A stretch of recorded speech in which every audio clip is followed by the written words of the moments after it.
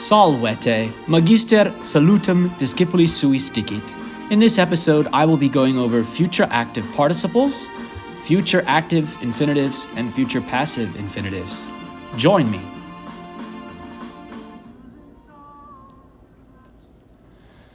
Bene, welcome in. So first, we're going to talk about future active participles. The future active participle is a substitute for the straight future tense that we already know. To find the future active participle, you need to go to the last principal part, pulsatum, which is the supine stem or the perfect passive participle stem. So this is an example of a verb, pulsare, pulsavisse, pulsatum. And we need to drop the um. And instead of a um, which would make it a passive participle, we're going to add a ur. So instead of pulsatum, we're going to write pulsatur, the ur, and then a first or second declension noun ending or adjective ending. So pulsaturus, pulsatura, pulsaturum. Because remember, a participle functions like an adjective. So there we have our future active participle. The thing that differentiates it is that ur, that tells us that it's a future participle. Et pulsaturus means someone who is going to hit or is about to hit someone else. I can take the future active participle and pair it with the forms of sum, es, est, to make a straight swap for the future tense. So if I said pulsaturus, I need a long U there. This means the same thing as saying ego pulsabo. And if I wrote pulsaturi sunt, this means the same thing as they pulsabunt. Now you may ask, well, what's the difference between saying I will punch, ego pulsabo, et pulsaturus sum? There's a very subtle difference. Pulsaturus sum means I am going to punch or I am about to punch. Whereas ego pulsabo just means in the future, I will do this. So there's an emphasis with the future participle on the present moment. To say ego pulsaturus sum is to make a commitment in the present to some future action. And that's just a little bit different than saying ego pulsabo. So pulsaturus sum means I am going to punch. I'm planning to do this. I'm about to do this. Now let's look at some examples of the future active participle in context. I said earlier that we could substitute the future active participle with the forms sum es est, sumus estis sunt for the straight future tense that we've learned before. So let's look at some examples of that. Now here we have an irregular. Marcus bonus puer erit. Instead of saying Marcus bonus puer erit, I can use the future participle of sum esse, right? And that's a little bit of an irregular participle because it is futurus. So instead of saying Marcus bonus puer erit, here I would say Marcus bonus puer futurus est. Like all forms of the verb esse, this is irregular. So the stem we base it on is futurus. So futurus est just means Marcus is going to be a good boy in the future, instead of saying Marcus will be a good boy in the future. Let's now look at another example that's a little bit more regular. Marcus non pugnabit in via. This is just the normal future tense in a normal sentence. Let's try to find the participle of pugnare. Marcus non pug. So I know pugnatum is the perfect passive participle stem. So pugnaturus est. in via. Marcus is not going to fight in the street instead of Marcus will not fight in the street. So I substituted pugnaturus for pugnabit in that sentence. Let's look at another sentence. Pueri non pugnabunt in via. Here's where it gets a little trickier because now I'm dealing with a plural subject, pueri. So pueri non pugnaturi sunt in via. So here, I needed to make the participle plural because the subject pueri is plural. It's saying the boys are not going to fight in the street. Non pugnaturi sunt. So you here see some examples of how we can substitute the future participle for the normal future tense. Keep in mind that we're using different forms of sum es est, sumus est sunt, combined with the participle, the future participle. And keep in mind also that we're having to match it with the subject. So pueri is plural, masculine, so I needed to make my ending plural masculine as well. Here, Marcus was singular, Marcus, so I made pugnaturus singular masculine. So those are examples of the future active participle being used to substitute for the straight future tense. Now let's look at some examples of indirect speech using the future active participle. This is where we need to start talking about infinitives. So this is the future active infinitive that we're going to talk about next. It is based off of the future participle. To make the future active infinitive, we need to take the future participle in the accusative case and combine it with esse. So if I wanted to say that someone is going to fight in the future, and I wanted to say that as an infinitive, I would say pugnaturum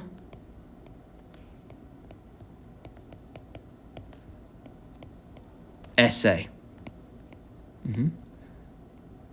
So when I combine this with esse, it becomes an infinitive. And you'll see how this works in just a second. But I just want to point out to you briefly that this ending could change depending on the noun that it's modifying. Let's look at a specific example to help us. So here's a present tense indirect statement.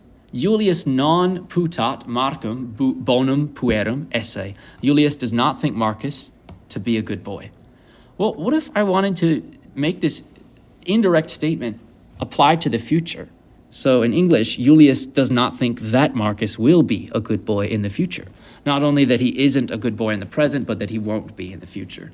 Well, I could use something that we don't actually have in English, but we do have in Latin, which is this future infinitive.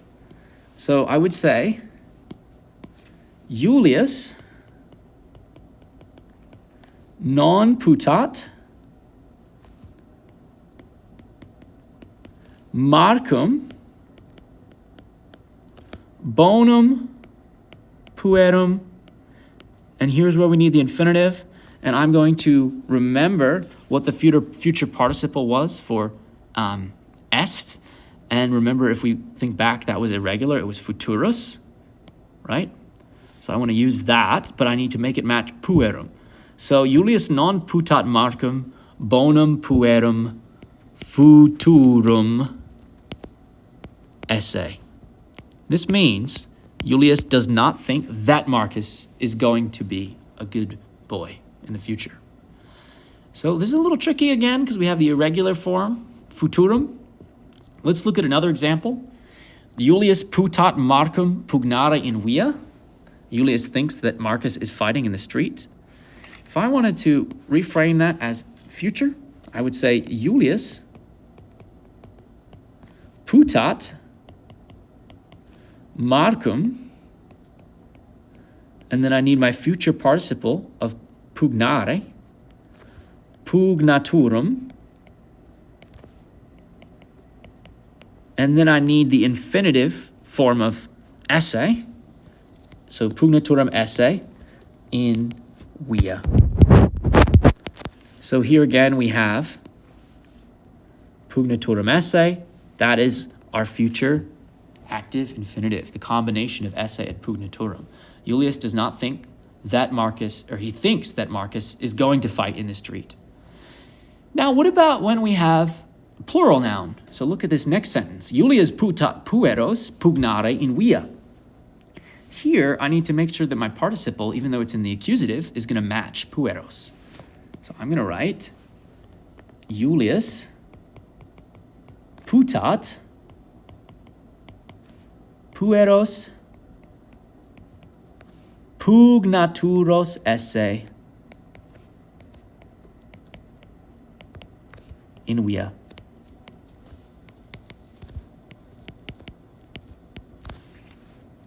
So here we have it. Pugnaturos esse is the future active infinitive. And notice that we had to change it to pugnaturos because pueros is plural. Whereas here, Marcum was singular. And so we were all right, just writing it as Marcum. Bene. So Julius thinks that the boys are going to fight in the street. Putat pueros pugnaturos esse in via. So that is indirect statement referring to the future. All right, finally, I want to look at an indirect statement that's referring to the future, but that is Marcus speaking about himself. So look at this present indirect statement. Marcus dicit se non pugnare in via. To make that indirect, I would write Marcus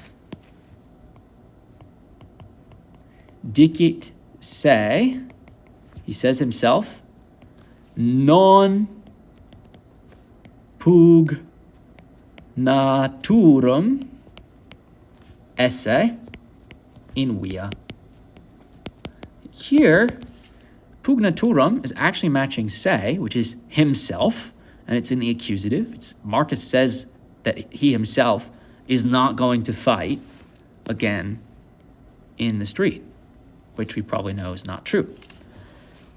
Remember always that the participle needs to match the noun it modifies, and to figure that out, ask yourself who is the one doing the action of fighting in this sentence. It's Marcus, but it's actually himself. This is accusative. Marcus says himself to not be fighting in the street in the future. So you could see how tricky it is to translate these into English, just because we don't really have an English version of the future participle or the future infinitive in the same way. So it's easier actually to read these in Latin and not translate. I'm giving you the best approximation. Let's move on now to the future passive infinitive. You'll be relieved to know that the future passive infinitive, unlike the future active infinitive, does not change its ending to match the noun. It stays fixed. The form is fixed. So the future passive infinitive, how do we form this? Actually, we don't go to the future participle, like for the future active infinitive. We just take that supine stem, that perfect passive participle stem, and we add a little word onto it. And that word is iri. So we take pulsatum, for example, that stem, and we add iri. Pulsatum iri is the passive form of pulsaturum esse. So if pulsaturum esse means is going to hit, it's going to strike, pulsatum iri means is going to be struck, is going to be hit as an infinitive. It's not going to make sense until we look at some examples of this. Pulsatum iri. So let's look at a future direct statement. It's a normal future tense sentence. Quintus pulsabitur a Marco. Quintus is going to be hit by Marcus. How would I make this an indirect statement? Well, let's say that Julius is saying this. So Julius dicit. First, I need to make Quintus accusative because it's indirect. So Julius dicit quintum.